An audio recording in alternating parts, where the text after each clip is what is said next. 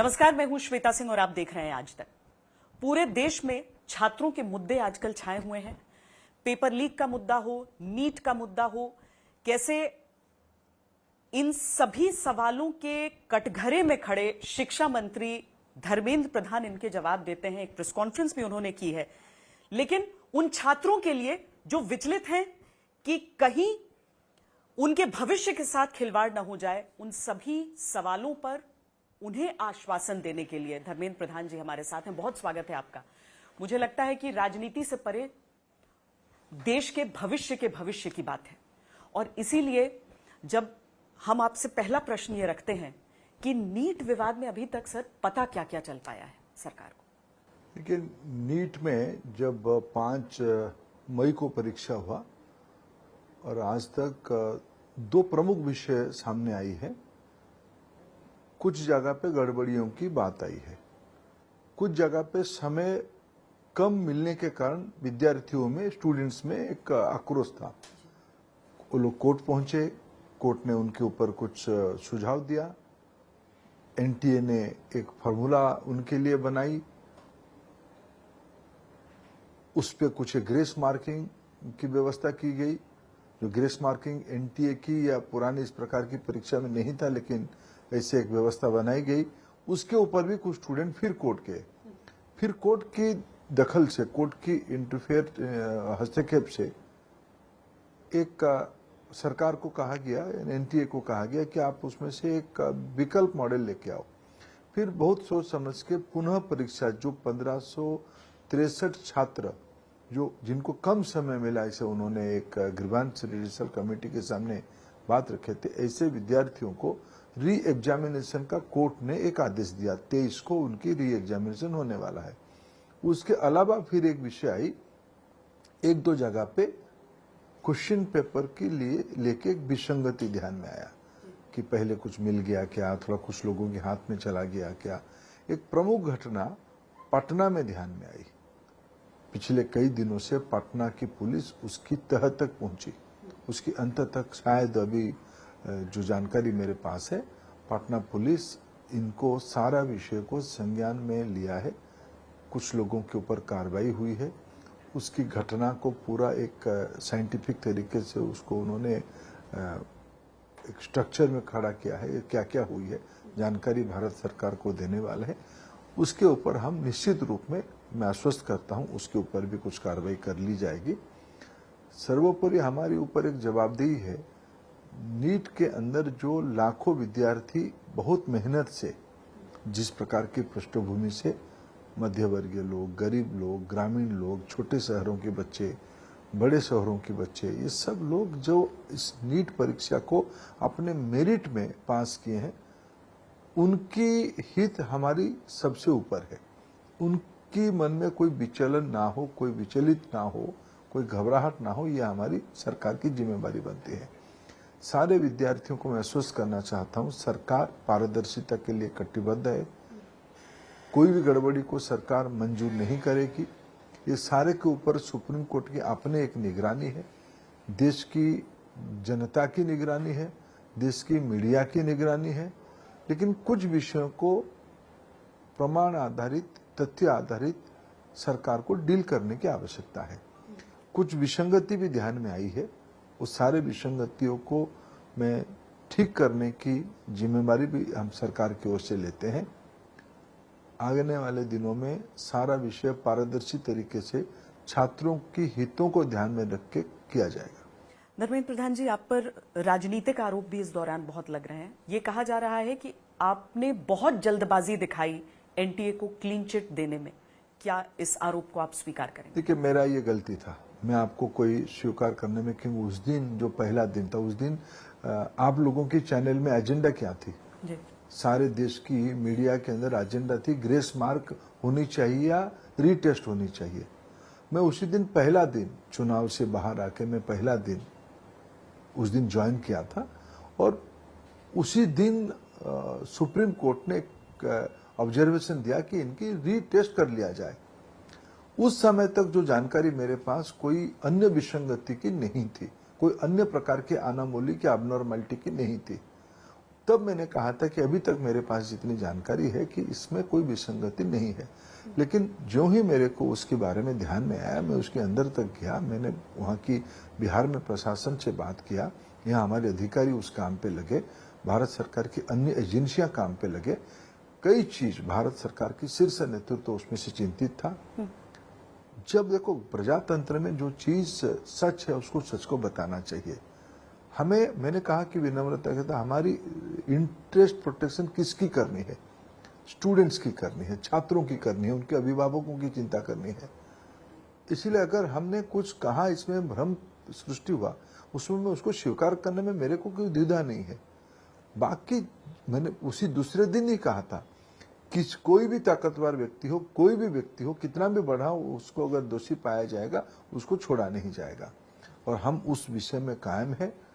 इसको एक logical and तक ले जाना हमारी दायित्व है, और आने वाले दिनों में ऐसे गड़बड़ी ना हो, जीरो एरर की व्यवस्था हो, इसकी भी हम लोग दायित्व लेंगे। कैसे होगा जीरो एरर? देखिए, अभी कुछ ध्यान में आया कि एनटीए में जिस प्रकार की काम होते हैं, जिस प्रकार की एग्जामिनेशन कंडक्ट हो रही है, पिछले साल एनटीए में 1,30,00,000 बच्चे पढ़ाई के लिए या नौकरी के लिए इंटरव्यू परीक्षा देने आए हैं। इस साल अब तक 80 लाख लोग परीक्षा दे चुके हैं। एनटीए एक ऑटोनोमस और इंडिपेंडेंट बॉडी है, लेकिन इसका अर्थ नहीं कि उसकी कामकाज स्वच्छंदता से चले जाए और बिना गैर जिम्मेवाराना हो जाए। कुछ इंटरनल रिफॉर्म की आवश्यकता है। सरकार उसमें गंभीरता से उस विषय को लिया है। एक उच्च स्तरीय कमेटी गठन किया जाएगा, एक्सपर्ट्स की कमेटी गठन किया जाएगा, जो एनटीए की स्ट्रक्चर, उसकी एग्जामिनेशन प्रोसेस, डाटा सिक्योरिटी, ये सारा विषय को बहुत बारीकी से, आज भारत इतना बड़ा देश एक अपने भविष्य को सुरक्षित करने के लिए जो परीक्षाएं होती है, यह 100% पारदर्शी हो, 100% जीरो एरर हो, उसके लिए आज सारे एक्सपर्ट्स की रिकमेंडेशन से इंटरनल रिफॉर्म एनटीए के क्या करना चाहिए उसको किया जाएगा।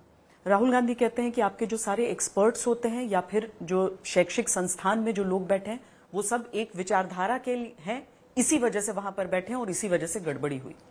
देखिए, मैं आज के दिनों में कोई राजनीतिक टिप्पणी करना उचित नहीं मानता हूं, क्योंकि मेरी चिंता भारत के बच्चों के साथ है।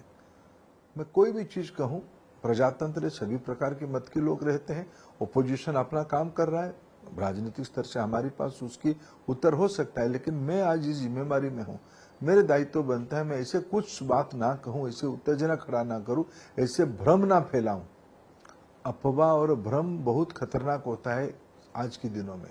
इसीलिए हम चाहते हैं कि आपकी तरफ से वो बातें सामने आए ताकि ये भ्रम खत्म हो। पटना में जो हुआ सर, वो क्या हुआ? जो पेपर लीक हुआ, जिसकी जांच हुई, कहा गया कि एनटीए से मांगा गया कि आप जो ओरिजिनल जो क्वेश्चन पेपर है वो दे दीजिए ताकि मिलान किया जा सके। फिर कहा गया कि उनकी तरफ से नहीं दिया गया। क्या पटना से पेपर लीक होकर पूरे देश में गया है? क्या आप जिम्मेदारी से इसके बारे में अभी कोई ऐसी बात है जिसको शेयर कर सके?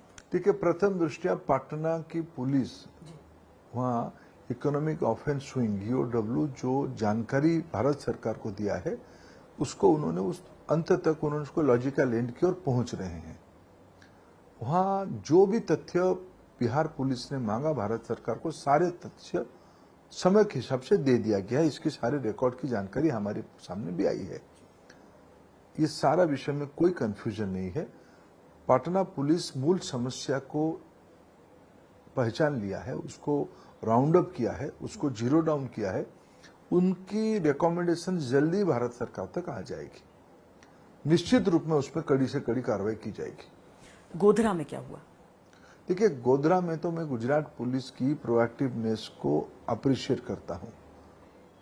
एक गलत असिस्टेंट सेंटर सुपरिटेंडेंट और एक अभिभावक के बीच में जो टेलीफोन पे वार्तालाप हो रहा था, उसको गुजरात पुलिस ने ही पकड़ लिया। पहले इंटरसेप्ट करके उनकी गोविंदा विभाग ने कुछ जानकारी दी, शायद इससे कुछ घटनाएं हो सकती है, इंटरसेप्ट किया, उनको पकड़ा गया, परीक्षा से उनको उनके ऊपर कार्रवाई कर ली गई। ऐसे कोई घटना गुजरात में नहीं है जिसमें से कोई क्वेश्चन वगैरह पहले से किसी को मालूम हो जाए। वो तो घटना जो नेचर था उसकी अलग चीटिंग टाइप का था। उस चीटिंग को भी प्रिवेंट करने की सफलता गुजरात में कर लिया गया। आपके अनुसार इस बार रैंकिंग मार्क्स के अनुरूप इतना अंतर क्यों दिख रहा है? देखिए, इस बीच में एक विषय को श्वेता जी मैं आपके सामने बड़े जिम्मेवारी और विनम्रता के साथ कहूं, पिछले कई सालों से जो सिंड्रोम ध्यान में आई है कि सुइसाइडल सिंड्रोम ध्यान में आई है, सबको दुख देता था। और मैं तो कभी उस घटना जब किसी भी स्टूडेंट्स कैंपस में कोचिंग सेंटर हो या कहीं अन्य मेन स्ट्रीम कैंपस में से होता है, मैं खुद को अलग नहीं कर पाता था, मैं ही खुद को जिम्मेवार मानता था, मैं खुद के सामने खुद को जिम्मेवार मानता था कि ऐसे कैसे होगा, हमारी भविष्य ऐसे कैसे खुद को खराब कर सकती है। जो सारे एक्सपर्ट हमको पिछले दिनों में परामर्श दिए, रिकमेंडेशंस किए कि भाई जो परीक्षा के डर को खत्म करना पड़ेगा, परीक्षा की एक भूत लोगों के मन में सवार हुई है, इसीलिए पिछले साल से इस बार का मूल फर्क क्या हुआ है। कोरोना के समय में एनसीईआरटी और सीबीएसई ने अपना सिलेबस को छोटा किया है। पहली बार उस छोटे सिलेबस पे परीक्षा हुआ, रिड्यूस सिलेबस पे परीक्षा हुआ। क्वेश्चन पेपर एक चैलेंज था, हार्ड क्वेश्चन एक चैलेंज था। स्टेट बोर्ड की पार्टिसिपेशन ऑल इंडिया एंट्रेंस में बढ़ी है। ये सिर्फ बड़े बड़ों की, बड़े शहरों के बच्चों के लिए नहीं है। पिछले बार तो तमिलनाडु की स्टेट बोर्ड की एक ग्रामीण पृष्ठभूमि की लड़की नीट में टॉपर की थी। ये कैसे हुआ? हमने 12वीं स्टैंडर्ड स्टेट बोर्ड से को ध्यान में रखते हुए उनकी जो स्टैंडर्ड है, उस स्टैंडर्ड में इस बार क्वेश्चन बनाई गई। मेधावी विद्यार्थियों की संख्या उसमें से ग्रामीण इलाका की, छोटे शहरों की, मध्यवित्त परिवारों की, बिना कोचिंग के भी बच्चे इस बार ज्यादा सफल हुए हैं। मैं अगर आपको एक उदाहरण दूं समझने के लिए, नवोदय विद्यालय के बच्चे तो कोचिंग सेंटर में नहीं जाते हैं और जिले के गरीब बच्चे ही हैं। जिले में एक मेधावी विद्यार्थी हैं। आज कोई भी नवोदय विद्यालय जाओ, उसमें से अच्छा मात्रा में अनेक प्रकार की कॉम्पिटिटिव एग्जामिनेशन में 12वीं में बच्चे दाखिला लेते, जेई एडवांस को लेते हैं, नीट को भी लेते हैं, क्लैट को भी लेते हैं, कृषि विश्वविद्यालय के लिए दाखिला के लिए लेते हैं। ये कैसे होती है? जब आप परीक्षा को सरल करोगे। आज 13 भाषा में परीक्षा होती है। भारत छोड़ के 14 और देशों में, 14 और सेंटर में खाड़ी के देशों में होती है। देश में 4750 सेंटर में होती है। इसी साल 3 लाख ज्यादा विद्यार्थी रजिस्ट्रेशन किए परीक्षा के लिए। जब आपके नेट बड़ा होता है, परीक्षाओं को सरल किया जाता है, एक्सेसिबल किया जाता है एजुकेशन को, तब गांव देहात के बच्चे भी, गरीब घर के मध्य वर्गीय बच्चे भी अच्छा करते हैं। इसीलिए इस बार मेधावी विद्यार्थियों की पराकाष्ठा दिखी है। सर, इसी बीच ये हुआ कि नेट की परीक्षा को कैंसिल कर दिया गया क्योंकि अंदेशा सरकार को ये हुआ कि, और ऐसी चीजें मिली कि पेपर लीक वहां पर हुआ है। अब यहां पर मैं 2 तरह के छात्रों के लिए शिक्षा मंत्री का आश्वासन सुनना चाहती हूं। एक वो छात्र जिन्हें लग रहा है कि नीट में कोई गड़बड़ी हुई है और कैंसिल होना चाहिए, रीनीट होना चाहिए, और एक धड़ा उन छात्रों का जिनके बहुत सारे ईमेल्स हम सबको भी मिल रहे हैं एक पत्रकार के तौर पर, जो कह रहे हैं से नो टू रीनीट। वो कह रहे हैं कि हमने भी 3-4 साल से पढ़ाई की है, तैयारी की है, आज सब हमें संदेह की नजर से देख रहे हैं, कहीं ऐसा तो नहीं होगा कि परीक्षा कैंसिल हो जाएगी और हमने जो अच्छा परफॉर्म किया है वो जाया जाएगा। देखिए, मैं देश के सारे विद्यार्थियों को आश्वस्त करना चाहूंगा, उनके हितों के साथ कोई खिलवाड़ कोई नहीं कर सकता है, कोई कॉम्प्रोमाइज नहीं होगा। सुप्रीम कोर्ट की निगरानी है, सुप्रीम कोर्ट भी सारा विषय में देख रहा है। कोई भ्रम की, कोई अफवाह की कोई गुंजाइश नहीं है। अस्वस्थ रहिए, मेधावी जो लिस्ट आई है उसी पे भरोसा करिए। जो कुछ समस्या पिछले दिनों में ध्यान में आई थी, आधे उसको समाधान कर दिया गया है, और जो छोटे एक जगह की समस्या आई थी उसको भी तह तक हम लोग पहुंच चुके हैं। जल्द ही उसके ऊपर भी कार्रवाई कर लिया जाएगा। जो लोग मेधावी लिस्ट में है उनको घबराने का कोई कारण नहीं है। आखिरी सवाल धर्मेंद्र प्रधान जी, क्या एक ऐसा दौर देख सकता है जहां पर जीरो एरर हो, जहां पर पेपर लीक बंद हो जाए? हमारी सरकार की प्रतिबद्धता है जीरो एरर हो। पेपर लीक के ऊपर हमने एक सख्त कानून बनाई है, जल्द ही उसकी रूल्स बन जाने वाले हैं। चुनाव की व्यस्तता के कारण वो थोड़ा नहीं बन पाई होगी, लेकिन इस बीच में मैंने जितना जानकारी लिया है, लॉ डिपार्टमेंट ने उसकी कानून को रूल्स रेगुलेशन में कन्वर्ट कर चुकी होगी इस बीच में। हम पूरा आश्वस्त करते हैं इस प्रकार के गुनाह में संश्लिष्ट लोगों को किसी को भी छोड़ा नहीं जाएगा। बड़े बड़े गिरोह है, रसूखदार लोग उसके पीछे हैं, बड़े बड़े लॉबी उसके साथ काम करते हैं।